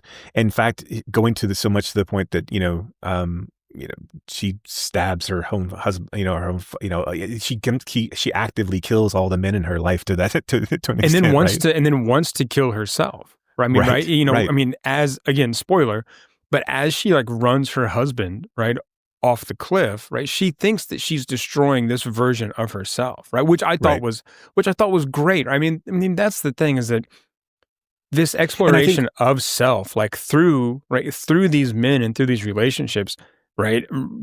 Abusive, then like, wanting to have a child, but then having this kind of like very kind of like bourgeois basic marriage. This is great. But then also having the kind of wherewithal to examine her own identity, right? Or this other version of herself, and wanting to kill that to then become fully free, I think is great. And then kind of like ending on this idea that you can't, right? You can't get away from that thing. Right. Yeah. Right. Yeah. But yeah, and I think, let's say that again. I think, yeah. It's good stuff right there. It's good podcasting. I just feel like you're kept at an arm's length because she can't get a grip on, she's in such a poor spot. And I think the idea of like, one of the things about this film, which I feel like, and I have not gone back to revisit it again, but and one of the things as I was watching it, I was like, should I be paying more attention? Should I turn the subtitles on so I could truly like get this story that she's telling? Because I don't necessarily know that that's necessary, other than to say that the story is about a woman who lives, or about a young girl who lives in a fantasy world full of unicorns and fairies, and I think that's telling, right? In the sense of like, this is the world that she's devising, that she wants to devise. This is her ideal situation, but yet she's struck with a world of loveless relationships or dangerous ones, and ones that are not fulfilling. She's without a child, she wants to take control over certain situations, and then ultimately, still feels like an infant in most senses, and yeah, I love the idea, when she meets her younger self. And again, this is not all like on paper, right? This is not how it plays out. She meets, like, all of it is kind of ethereal, and like, you never really know what's real in one situation because she's going through it. But when she meets a young girl who looks just like her, and she asks her, "Hey, how old are you?" And she's like, I'm 12 and a half. She said, "How old are you?" And she's like, "I'm 13 and a quarter." I think that's really, like, I mean, it's funny, but I think that's really telling, right? I mean, I think that's part of like, this kind of Arrested Development far, sort of, but I haven't moved anywhere, right? I'm still you. I'm still being abused. I'm still in this relationship with a man that I can't, like, literally can't get away from, and is friends with all the other men in my life. And it's, this movie really feels like ahead of its time. Whereas something like Don't Look Now, I mean, like, Don't Look Now, like, about the loss of a child, right? I mean, that's fine. I think this movie is, and I think it is largely due to Miss York's participation and Altman's inclusion of her in this kind of script development and story development that it allows to drive that narrative. Yeah, I mean, one of the big differences between this and Don't Look Now is Donald Sutherland's movie, right? I mean, it's right. He's our main character, and so, like, that story coming from sort of a male's point of view, to me, is not nearly as impactful as it is from this woman's point of view. And in the story aspect, right? She's a children's author, but I mean, she lives in a fantasy world, right? I mean, not only is she telling this story, but everything that she sees and does is sort of colored by, I don't want to ascribe a mental illness to her, right? But is colored by these kind of hallucinations that she sees, right? So whether she's schizophrenic or whether she's bipolar, whatever she is, right? Or she's just realistic with herself, right? I mean, like, these aren't necessarily things she's that not, have to be tied to it. She is imagining things, so I don't know how, like, realistic she. Or you could just see them as relived memories, right? And her coming right. To the point where she's not happy with how she behaved in those. But I mean, like, the film starts off with her calling herself, right? Her calling herself and saying, "Hey, here are the things that are happening. Your husband's with another woman. At your he's telling you this. He's not that." And he's also like, and she's also basically saying, "You know what you did. Like, this is not, what the truth is. And the things that you're telling yourself in this fantasy world where you're interjecting into your real life is not real. Come back to life." And like, I don't necessarily think you have to see this as a mental illness more than just her lashing out at and reacting rationally to scenarios where she's, angry or upset or scared by the things that are happening. I know that the horror aspect of the film wants you to believe that she's kind of unhinged, but I think that kind of is unfair to her in a sense of, like, to her character, in that she doesn't have to be unhinged to be horrified by these things. And we don't have to be. And I'm not saying that. I'm not saying that your read on this is. I mean, or that explanation is perfectly valid, right? I think there are other potential reads in this where this is just a woman who is extremely unhappy with her life, and is going and like she's now trying to write this, it's wrapped up in this story, and she's kind of forced to face it, she's secluded, and this other version of herself, or this, this subconscious that exists to the telephone, which I love the idea of, like, taking all the phones off the hook. So good. I know. There's all these, like, and how many phones do they need in, like, 2 rooms? there's one in the bathroom. No, there's one in the closet, right? There's 2 in the bedroom. Do you think, like, the setting and, like, the set dressing is also kind of what keeps you at an arm's length from this film? Like, it never feels like you're actually in a home. Like, right. I mean, it's got a lot of like pub, like the mirrors are weird because they've got, like, writing on them. I know. They're like bar mirrors. Yeah.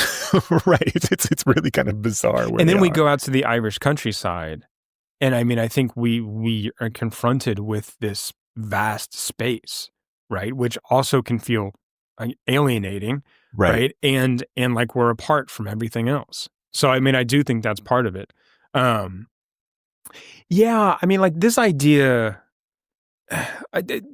this idea of like mental illness is kind of like the same idea of mental illness in something like Persona, right? Where it doesn't have to be, but I do think that there's an element of that, right? And I do think an element of mental illness is feeling kind of at odds with our reality, right? Or feeling kind of like things are not balanced, things are off, and that is clearly how she feels, right? I mean, she like you said, I like this idea of like confronting these past mistakes, right? Or confronting these past decisions, right? And sort of being confronted with those, right? In moments she doesn't expect, and that's where the horror comes from. Right. And I mean, I think we've all had these moments when we remember that terrible thing we did that one time and we're like, oh, fuck. And someone's like, whoa, what's wrong? It's like, nothing. I'm fine. Right. And I think that's part of like, I think that internalization being played out on film, I think is what really kind of spoke to me about this movie was that like, this is something that I do. Not necessarily I'm not screaming around the house, taking the phones off the hook, but like this idea of like, seeing people's faces. Right. Or, you know, and letting time meld, right. And introducing characters into current day that weren't there. And like, and having, you know, these people interact or not, and, you know, having them comment on actions that they weren't there to see. And like, how would this person behave and how would this person perceive this? Because I mean, with the first time you see your French lover, you think that is a complete hallucination, right? That it's not a real thing, and that she's seeing some sort of ghost or something that's happening to her. And then you come to find out that it is, you know, indeed, you know, it is indeed someone she knows. I think, you know, your take on it keeping you at arm's length, I think that's kind of the same one that Ebert had, in a sense that this film was technically really good and not personable, in a sense. Like, it doesn't feel he still loved it, but it was just like it felt like it kept you it wasn't as personal as his other films. Like I said, I mean, as I was watching this, I felt like I don't know, I connected. I really felt like Susannah was, or, you know, Susannah Catherine York was, I know. I felt her story. I think she's incredible. I think she's incredible. I mean, she really, really carries this film, and I think embodies this character.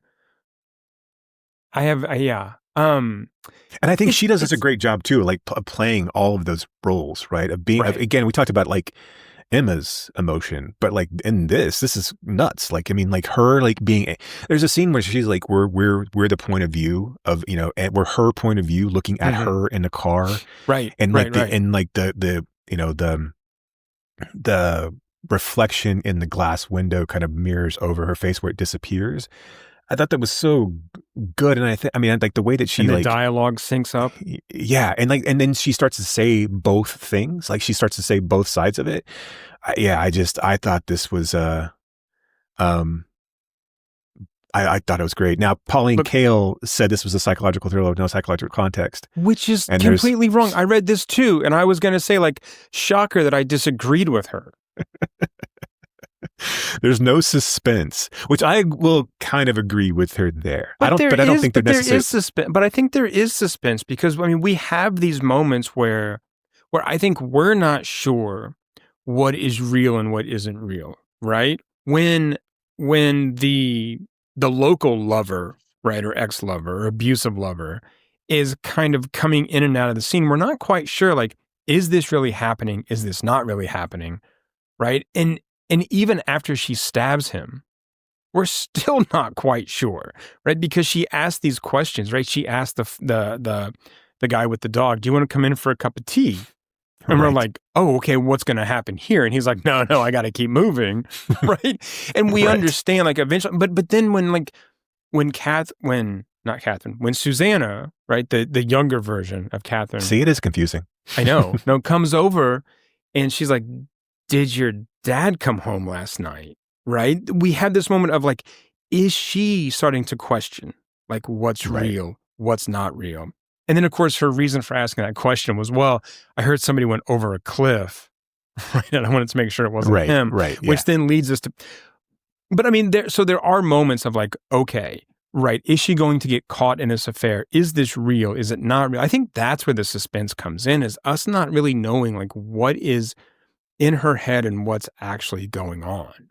But I do want to, and I want to say too that I think Susannah York in this film was able to like switch emotions, right, at the drop of a hat, and it's fucking brilliant, right? I mean, there's that scene where, again, she's imagining the local lover in the bedroom, and she goes from like kind of like horror to being turned on to get the fuck out to like anger to confusion, like I mean, it's just, I mean, in like all in the split second, and it's great. That sequence, the kind of don't look now sequence, right, where she's with all three of them in different scenarios and it bounces, but that is like it's you know, I read a lot of the negative reviews of when it came out too, and I'm just like, you know, it was funny because someone on social media asked, like, I said that we didn't see Good Boy, that we didn't watch Good Boy. Yeah. I mean, like, okay, which I thought was funny. But I'm going to ask that, you know, Canby and the people who like, did you see this film? Right. Like, I don't understand how you missed like that. And granted, I mean, McCabe and McCabe and Mrs. Miller wasn't funny either. I mean, like, I don't know, like, I do feel like this film, like it's too much Polanski and Bergman and Rogue than it is Friedkin. And, you know, I mean, they wanted more MASH, right? Right. I mean, I think that's what happens with someone like Altman, is that they're like, hey, you know that thing that you did like 4 movies ago? Just do that, like, forever. And he's like, no, I'm going to do something else. Right? I mean, like, clearly with MASH, Brewster McCloud, and McCabe, you have 3 very different films, and then you throw this in there too. And this is even farther, I think, away from those, which, look, I really like, right? I really like that he's willing to take these gambles and take these chances and isn't just going to sort of like rest on like the MASH laurels, right? And just kind of keep going in that direction. And also, I love dogs. Like, what the fuck? Right. Yeah. And it's like, it's kind of like, look, if you don't agree with my opinion, well, clearly you didn't like see X, you didn't see it's the like, film. Right, because that's how this works. Granted, it was it was a very small clip. I get it. If you didn't listen to the whole thing, maybe you got the idea that we didn't like it. We didn't see it. Fine, whatever. I don't care. It's not. Look, I mean, like, you're engaging, and that's what we really want. Yeah, into the day. Good. Keep listening. The guy from the LA Times, his name is Charles Champlin. I'm sitting here on Wikipedia, but like, he's like, images as an entertainment with no solemn claims to be seen as a metaphor for our troubled but laugh-provoking times. Like, what were you expecting here? You were expecting MASH then, right? I mean, you went in thinking that this is going to be a horror-filled MASH. I don't.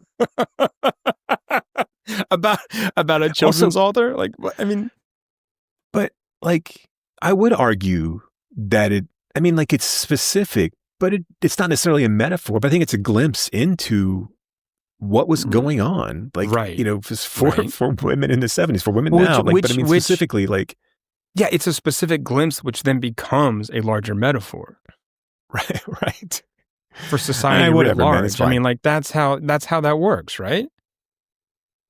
Yeah. Yeah. I do think this needs a champion. This needs to have someone who pulls this one back into, all right, we're going to talk about, like, because this feels, you know, we should program it sometime. Yeah, we actually should, during like February, during Women's History Month or whatever. Isn't that March? That's I don't know. What do I know? I don't either. I don't know when months are. I mean, like, what's a month? To be honest, Brock, every month is Women's History Month for me. So, like, I'm gonna, you know, I celebrate their entire oeuvre, and regardless of whatever it might be. It's March. Every woman, every March. time. I was okay, right. It's March. Good. Okay, We'll do it then, right? And when we'll mansplain to them what it means. Yeah. Let us tell you why this lady's so sad. But I feel like this should be re-enter the conversation, right? And I don't, you know, are there films that outside of like cult classics that do that much anymore. Like that re-enter the important film discussion that things. No, and it feels like Altman already has enough. Already has, like, I feel like people probably already feel like Altman's represented enough as it is. Like, they don't need to pull up something that has 8,000 reviews on, or clicks on IMDb. It's an insanely low number for a prestige director to have like this. Now, granted, I understand also this film was very hard to find up until not too long ago. I mean, like, I don't know how long ago, but it wasn't like it was the easiest thing in the world to find. And so, but yeah, it's nuts. Like, this feels like it should be in the collection. This feels like it really should, does. It should have some retrospection around it. I mean, everyone in this movie is dead now, so it's going to be hard for that to happen. But we'll come out and talk about it. Yeah. I mean, absolutely, and its importance. I do like, of all of the films and the male-centric films that existed in this time frame, I do feel like this is one of the ones that really tries to speak to the female perspective, and maybe that's the reason part of it got squished as well. But like, it feels I was going to say, it feels like that this is more pertinent than a lot of films of the time, and also, like, as much as we kind of like champion giallos now and things like that, I mean, like, this feels like an American or British giallo. I mean, and in a sense, not direct, but I mean, in that same kind of like, misdirection and unease and insects. Right. Absolutely. Yeah. But I mean, I really appreciate the way that this film handles the sex, right? And shows it as kind of as toxic as it is in this film, right? And that's another great scene when Susannah walks in on herself and she's laying naked on the bed, and like she screams at like herself, like presenting herself to one. I mean, like it's like layers upon layers. This is and the scene you mentioned earlier where it's her with all three of those guys, and it's the same scene repeated over and over and over, and it's all around sex, right? And it's all around like her then kind of like ending up being submissive, but also sort of trying to find a way out of like each of those situations, right? And repeating the same thing over and over and over. Yes, layers upon layers upon layers. Like a croissant. Or a dip of some sort. Right. Or a casserole. It's an Altman dip, a 7-layered Altman dip. An Altman casserole. Next time, okay, but yeah, you should, listener, you should definitely seek out this film and give it a shot. And hopefully you feel its warm embrace more than I did, even though I really loved this film. I think it was just the Irish weather that made me just kind of chilly. You do hate Ireland, for some reason, but I mean, it's. Well, look, if I had to choose between the Irish or the British, I'm going to Scotland. So our Christmas episode is coming up next, and I'm excited. I'm looking forward to these films. 6 of them. That's our gift to you, listeners. We have 6 of them. How are we? So how are we going to do this, Jason? Because we've gifted each other 3 films, and then we have another 6 films that we're going to talk about. So is this going to be? I think we just play it by ear. Okay. I think I think what we do is so like do what we usually do. Right, fly by the seat of our pants. I think there were some families that let kids open on one present on Christmas Eve, and then so maybe we get through 3 Christmas movies and we say let's stop and we'll go to another. We'll do 2 Christmas episodes and then we'll do our gifts because gifts, we can always do those a little bit later. But so whether it be 3 episodes Boxing or 4 Day. episodes, if we feel overwhelmed by the number of Christmas movies we have, I always feel overwhelmed. But I'm excited about these Christmas films. I do think that they are an interesting selection. So so we'll just do our Christmas episode. Do you feel whether it turns into 1 or 2? Do you feel a little sad that we don't have a Lilo Christmas movie this year, like a new one? I thought for sure she was going to do another one this year, but alas, we have no Lilo. She did. I feel like I feel like she's gotten a little bit of legitimacy, and I think she's kind of getting some agency back in that regard. So I think that maybe the Freakier Friday is going to put her back on a path of like renaissance of a sense, more so than what was hers called last year? I forget. Yeah, I forget. Lohan Christmas. Yeah.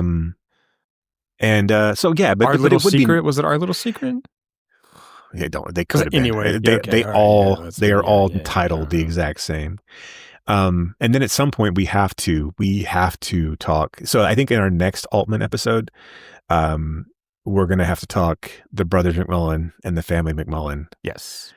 Because lo and behold, inexplicably, I woke up and I turned on HBO Max and I'm like, what is this? Yeah. Who greenlit this? Like, why weren't we informed about this? I know. Like, and we have just talked about Ed Burns being incredibly good looking, and then boom. And he seems like he's got the band back together. It's like the whole band, right? Right, which some of those people haven't done anything since She's the One. I know. And a law commercial. Like, I mean, like, right. Like, so that's the other thing. I'm gonna have to go back and look at some actors' histories. This sounds like a really bad idea on paper. I mean, the family McMullen sounds. What are we doing? Like, right? almost to the point was like, hey, that's weird. That's a weird name for a movie. It can't be a title. And then sure enough, 30 years later, we're revisiting the hit Brothers. I'm like, so yeah, we'll do that one. Because, and we'll talk to the Brothers McMullen as well, because I think that's one we need to talk about. Yeah, we have to revisit that one. Yeah. Right. That can almost be like a dangerous banger too, right? Like, sure. Are we sure? Yeah. All right, so that'll be good. So yeah, you can look forward to that after our Christmas episodes. That'll probably stretch into Valentine's Day. Right. Yeah. No, I'm kidding. We'll get it all wrapped up and done, so you can put it in your stocking, kids. But yeah, look, go out to the movie while you can still go to the theater, right? Dig into some weird Altman films while you can still do that before they take them all away. Before they take them away. Yeah. Pry them from our cold, dead, stabbed in the heart, thrown off a cliff. Yeah. Shot with a shotgun. So yeah, but until then, thank you for listening. Keep screaming. Flying high in the sky to go back to their hive. Buzz, buzz, buzz. The bees go buzzing 3 by 3. Hurrah, hurrah. The bees go buzzing 3 by 3. Hurrah.